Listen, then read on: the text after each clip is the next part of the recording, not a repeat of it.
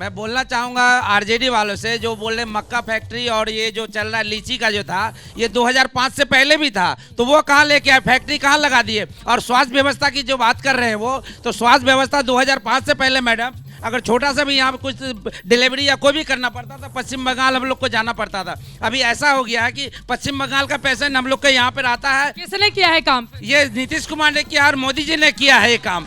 नीतीश कुमार और मोदी जी ने किया। इधर वाले इधर खड़े हो जाइए, जो पूछ चुका है वो नहीं बताइए। मैडम तो सब चीज ठीक है, मगर अस्पताल बड़ा बड़ा बना दिए, मगर डॉक्टर ही नहीं है। डॉक्टर ही नहीं है। डॉक्टर नहीं है। इतना खुश होके क्यों बता रहे हो कि डॉक्टर नहीं है? ये तो दुख ही होने वाली बात। सारी हॉस्पिटल जाते हैं, वहाँ डॉक्टर नहीं है। डॉक्टर नहीं। यहाँ कोई सुविधा नहीं है, ना डॉक्टर है, ना स्कूल में सही टीचर है, बच्चा का कोई पढ़ाई सही से नहीं हो रहा है, ना कोई पेशेंट का डॉक्टर इलाज होता है किसी का। खिचड़ी में जो है ना मरा हुआ ये मिलता है आपको, जाकर के क्या बोलता है चूहा मिलता है, यहाँ का ये वो सुविधा है। यहाँ पर इस तरह की सुविधा है। शिक्षा और स्वास्थ्य के क्षेत्र में आइए, बताइए क्या है मुद्दा, बताइए। सबसे पहले तो मैडम आप इतने दूर से चल के आए हैं, मैं आपको बधाई दे रहा हूँ। हमारे जो स्वर्गीय केंद्रीय मंत्री श्री रामविलास पासवान जी, उनके पुत्र चिराग पासवान जी बिहार फर्स्ट, बिहारी फर्स्ट का जो नारा दिए, आज रामविलास जी उन्होंने कहा था, जिस समय में हमारे जिला अध्यक्ष ने कहे, मेरा नाम हुआ किशन बाबू पासवान, ठाकुरगंज, विधानसभा 53। सवाल क्या है आपका? सवाल ये है मैडम कि जो जंगल राज पहले था, उस जंगल राज में ना बिजली था, ना कोई रास्ता था, और आज देखिए सुशासन की सरकार में आज रास्ता आप आए होंगे मैडम, पटना से चल के आपको आने में कितना समय लगा होगा। आज वो देखे घर घर बिजली, वो बिजली नहीं जाता है। और चिराग पासवान जी आने वाला दिन बिहार का वो भविष्य है, और वो भविष्य रहेंगे। पहले अपना भविष्य तो सीमांचल में बना लें, फिर तो बिहार का भविष्य बनेंगे ना। बनाएंगे मैडम, बनाएंगे। बताइए क्या है मुद्दा? ठीक है, आप बैठे। कोशिश तो जारी है मैडम। मैं राजद का भाई से पूछना चाहता हूँ, उन्होंने तो गिनती बताई कि इतना चोरी होता इस समय में, इतना बलात्कार होता, क्या 90 का दशक वो भूल गए क्या? उस समय तो गिनती का कोई सवाल ही नहीं था। क्या भूल गए वो साहबुद्दीन साहब को, जब जिंदा जलाया जाता था आदमी को? मैं किशनगंज में अपने बड़े भाई को अपने कंधा पे लाद के चले, कंधा पे लाद के इन लोगों के तस्लीम साहब का राज में, जो मेरे बड़े भाई साहब को रास्ता में मार के गिरा दिया था, मैं बड़े भाई साहब को नंगा बदन अपने कंधा पर लेके हॉस्पिटल दौड़ा, खुद अकेले। उस राज को भूल जाते हैं। अभी गिनती बताते हैं, एनडीए के सरकार आने के बाद बहुत अच्छी है, बहुत अच्छा सुधार है। ये लोग क्या बताएंगे, आज बता रहे हैं मकान। जंगल राज का मुद्दा आप कह रहे हैं कि अपने भाई को हमने आप सवाल पूछे हैं, जो पूछ चुका है वो नहीं, जो नहीं पूछे हैं खड़े हो जाइए। हाँ, हम इन लोग से पूछना चाहते हैं, महागठबंधन से, कि विकास नहीं मिला क्या? अगर से विकास नहीं मिला तो आज आप यहाँ पे इस मंच पे खड़े नहीं होते।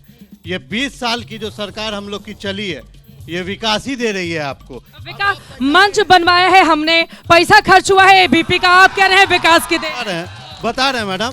2 तरह की बीमारी होती है। एक बीमारी होती है रतौंधी, जिसमें रात में दिखता नहीं है, और जब इलेक्शन के टाइम आता है ना, तो इन लोग को हो जाता है दिनौंधी, दिन में नहीं दिखता। ना विकास दिखेगा, ना शिक्षा दिखेगा, ना रोजगार दिखेगा।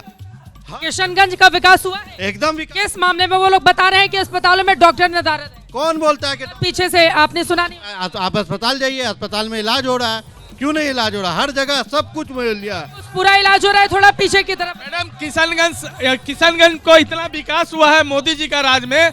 आज सदर अस्पताल में रात को 12 बजे भी जाइएगा, आपको पोस्टमार्टम होगा। 3 बजे पोस्टमार्टम क्यों कराना है?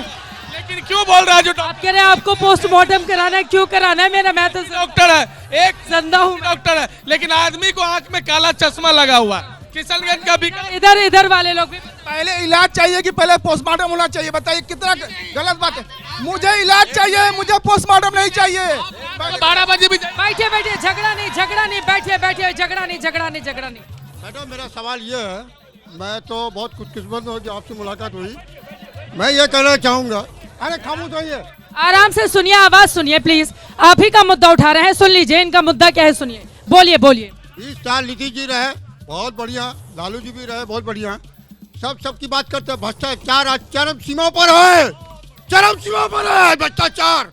एक दाखिल खारिज रसीद बनाने चाहिए 5,000 मांगता है, कर्मचारी 10,000 मांगता है, नहीं तो नहीं होगा, फाड़ के फेंक देता है। हॉस्पिटल जाइए, बच्चा डिलीवरी होता है, वहाँ दीजिए 1,000 रुपया, वहाँ दीजिए 500 रुपया। क्या हुआ भ्रष्टाचार? ये भ्रष्टाचार 20 साल से हो रहा है। भ्रष्टाचार यहाँ पर चरम पर है। भ्रष्टाचार में जाऊँ मैडम, भाई साहब ने कहा कि किशनगंज में स्वास्थ्य की बहुत, यहाँ पे डॉक्टर नहीं रहता है। मैडम, पहले यहाँ किशनगंज के सदर अस्पताल में सीटी स्कैन नहीं होता था, अभी आपको सीटी स्कैन होता है। और वहाँ पे डॉक्टर की इतनी अच्छी सुविधा है कि सबसे पहले तो वहाँ पे जाके ये भाई साहब लोग देख ले कि सबसे ज्यादा इन्हीं लोगों का इलाज वहाँ पे हो रहा है। 70% लाइन में इन्हीं लोग खड़े रहते हैं। इन्हीं लोगों का इलाज मतलब क्या? 70% इन्हीं लोग का इलाज होता है। और ये उनकी आबादी ये तो 68% से ज्यादा है, तो यकीनन मैडम इलेक्शन को लेके ये बरगलाने का काम कर रहे हैं कि यहाँ पे डॉक्टर नहीं रहता। आप खुद जाके देख लीजिए ना भाई साहब की डॉक्टर रहता है कि नहीं। झूठ। ठीक है, थोड़ा पीछे जाएंगे, बाकी लोग भागिए नहीं सवाल पूछे। बोलिए, क्या है मुद्दा आपके इलाके का, बताइए। मैडम, आपको यहाँ आने के लिए बहुत बहुत बधाई। और आपका मैं फेसबुक में फ्रेंड भी हूँ। Thank you. अजय शर्मा नाम हुआ मेरा, ठीक है। और मैं ये कहना चाहता हूँ, जो भ्रष्टाचार के मुद्दे पे ये लोग बोल रहे हैं, तो स्थानीय विधायक और स्थानीय जो एमपी है वो क्या कर रहे हैं? उनको तो धरना प्रदर्शन जो भी उनका काम है उनको करना चाहिए, चाहे विरोधी के हो या मतलब बिल्कुल चुनी तो जनता ने उनको है ना।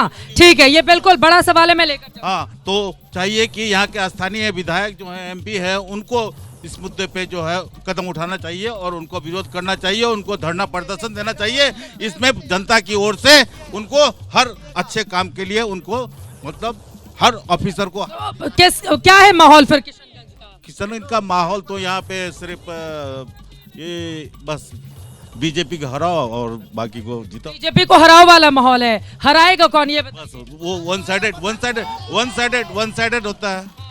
जब भी हुआ यहाँ चुनाव, वन साइडेड चुनाव होता है। वन साइडेड चुनाव है। पिछली बार तो ओवैसी साहब ने कड़ी टक्कर दी थी यहाँ पर। वन साइडेड कहा था चुनाव, जीता था, लेकिन उनका जो कैंडिडेट था उनके साथ धोखाबाजी किया, वो अच्छी बात तो नहीं है। वो उनके साथ धोखेबाजी कर गए ओवैसी साहब। बताइए कौन हल्ला कर रहा था? खड़े हो जाओ भैया, क्या है सवाल, बताओ। सवाल ये है कि मोदी जी का कहना था कि अच्छे दिन आएंगे। दूसरा ये है कि सबका साथ सबका विकास। तीसरा ये है कि हम सबके साथ रहेंगे। लेकिन यहाँ सीमांचल में वो सबके साथ नहीं है। किसके साथ हैं वो? यहाँ ज्यादातर वो देख रहे हैं कि मतलब धर्मवाद पर है वो।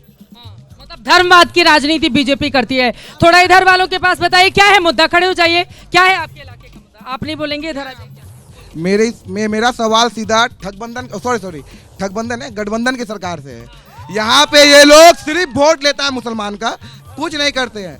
ये लोग सरकार में आए थे आरजेडी का, तो ना रोजगार दिया मुसलमानों को, ना कोई विकास किया। क्या किया किशनगंज से? सिर्फ किशनगंज से इन लोग को वोट चाहिए, बाकी कुछ नहीं चाहिए।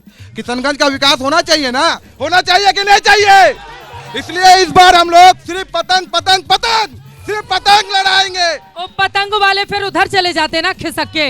ये भी तो एक दिक्कत की बात है। जीतेंगे आपके उस पे नंबर पे और चले जाएंगे उधर। पतंग वाले खिसकते नहीं है, इनको खरीद लिया जाता है। ठीक है, खरीदता कहते हैं लालच देकर। तो ये क्या है? ये आरजेडी का मानसिकता है कि मुसलमान की वोट चाहिए, मगर क्या आदत नहीं चाहिए मुसलमान का। इन लोग को मुसलमान को दड़ी बिछाएंगे, मतलब मुसलमान से दड़ी बिछवाएंगे। ठीक है, इधर आ जाइए, क्या है मुद्दा?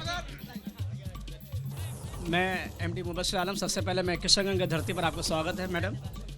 कि मैडम देखिए, जब से मोदी सरकार 2014 से लेके अब तक सत्ता में बैठे हैं, सिर्फ देश के जनताओं को बुर्बक बनाने के काम कर रही है। और उनके साथ साथ ये पलटू राम चचा, नीतीश चचा, ये सटिया गए हैं, मानसिक हालात से सटिया गए हैं। अभी क्या देख रहे हैं, आईएएस ऑफिसर उसको पहना रहे हैं, वो उल्टा उनको पहना रहे हैं। समझे? अब इनको ज़रूरत नहीं है, बिहार के जनताओं को अब ज़रूरत नहीं है। बिहार के जनता पढ़े लिखे, दानिशमंद, अक्लमंद है, अब होशियार हो चुका है, जाग चुका है। इस बार मिट्टी से इस तरीके से उखाड़ फेंकेंगे नीतीश सरकार को कि पता ही नहीं चलेगा। महागठबंधन की सरकार बनने वाली है। इसलिए बिहार की जनता, पढ़े लिखे युवा जो पढ़े लिखे हैं, मोदी सरकार कहते हैं कि आप जाइए बाहर में पकौड़ा बेचिए। क्या इस दिन के लिए युवा पढ़े हैं, जवान पढ़े लिखे हैं, इस दिन के लिए पकौड़ा बेचने के लिए? मैडम सुन लीजिए पहले कि आप लोग खुद जानते हैं कि देश में जब से मोदी सरकार आई है सिर्फ नफरत फैलाने के काम कर रही है। हमारे श्री राहुल गांधी जी, मल्लिका अर्जुन खड़गे जी, सोनिया गांधी जी, प्रियंका गांधी जी, तेजस्वी जी, लालू प्रसाद जी, ये जितने भी हैं सब जो है लोकतंत्र को बचाने का काम कर रहे हैं। लोकतंत्र कहाँ खतरे में आ गया? आपके किशनगंज से कितने सालों से जीत रहे हैं आपके सांसद, बताइए। कांग्रेस के सांसद कितने सालों से? 65 साल से 99 छोड़ दे तो तकरीबन 65। मैं बता रहा हूं, मैं वो बिना वोट चोरी किए जीत रहे हैं, और कोई अगर दूसरी पार्टी का जीत जाए तो वोट चोरी। ये छत भी मेरी, पट भी मेरी, कैसे चलेगा? एक मिनट, आपके नेता जीते तो लोकतंत्र जीता, और उधर वाले अगर जीत जाए तो लोकतंत्र खतरे में है। ये तो गलत बात है ना नेताजी? सुनिए, देश में आज जो हालात जो जितने भी देख रहे हैं आप, चकमक दमक देख रहे हैं, यूनिवर्सिटी देख रहे हैं, कॉलेज देख रहे हैं, हॉस्पिटल देख रहे हैं, ये जितना भी विकास का काम देख रहे हैं, ये सब कांग्रेस का देन है। आपका मोदी जब से आया ये देश को बेच के खाने का काम कर रहा है। ठीक है।